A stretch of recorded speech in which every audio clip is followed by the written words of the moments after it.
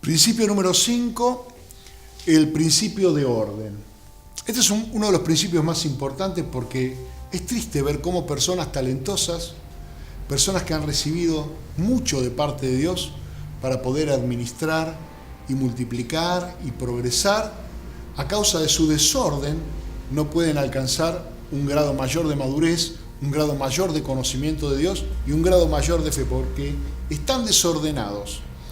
Y en cambio Jesús explicó, es interesante que entendamos cuando en el principio la tierra estaba desordenada y vacía, que ese verso de la palabra está haciendo una descripción negativa de las circunstancias de la tierra. Y dice, en el principio creó Dios los cielos y la tierra estaba desordenada y vacía. Pero no habla que los cielos estaban desordenados. Donde está el trono de Dios, en el lugar donde Dios reina, todas las cosas están en el perfecto orden. Pero en la tierra, de alguna forma, que no nos explica claramente bien las Escrituras, las cosas estaban desordenadas y evidentemente había un vacío de la autoridad de Dios.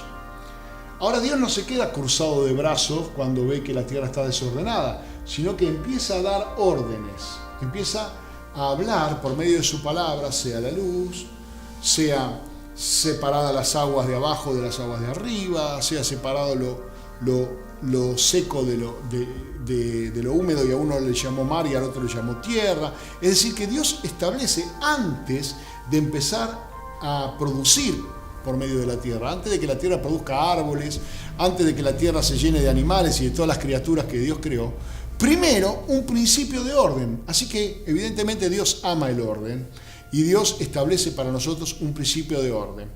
¿Cómo lo vemos esto en el ministerio de Jesús? Para entender qué conocimiento del Padre tenía Jesús y qué fe tenía Jesús y cómo aplicaba Jesús este principio.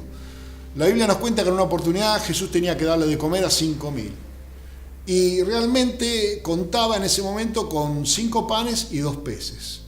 Realmente es algo muy importante entender que empezó con casi nada, pero el propósito, la meta, era darle de comer a 5.000 personas sin las mujeres y los niños. Así que debía haber ahí un progreso.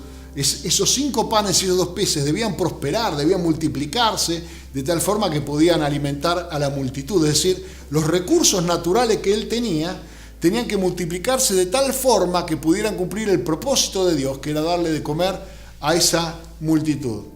Y lo primero que hizo Jesús fue hacerlos sentar en grupos de a 50, establecer un orden. 100 grupos de a 50, para que nadie se quedara sin recibir su porción. Pero no solamente hizo esto para el proceso de alimentación, sino que después la Biblia cuenta que Jesús hizo recoger todos los pedazos que sobraron. Y no solamente los hizo recoger, sino que se hizo un inventario de lo que quedó. 12 cestas llenas de los pedazos que quedaron. Eso implica la importancia que tiene para Dios el orden y la importancia que tiene para nosotros, que si vamos a darle nuestra prioridad a Dios y vamos a ejercer una autoridad y una administración, esa administración tiene que ser ordenada. Las personas desordenadas muchas veces suelen perder cuáles son las prioridades. Y hay talentos que son los que lo podrían hacer avanzar y son los que lo podrían hacer crecer y madurar en el reino de Dios.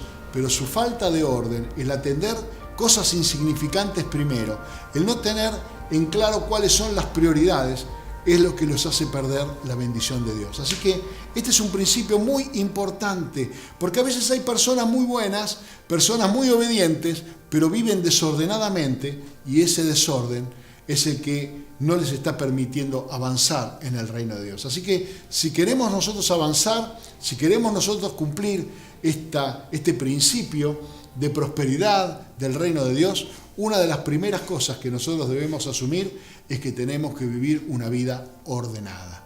El orden es un ámbito, un ambiente agradable para Dios.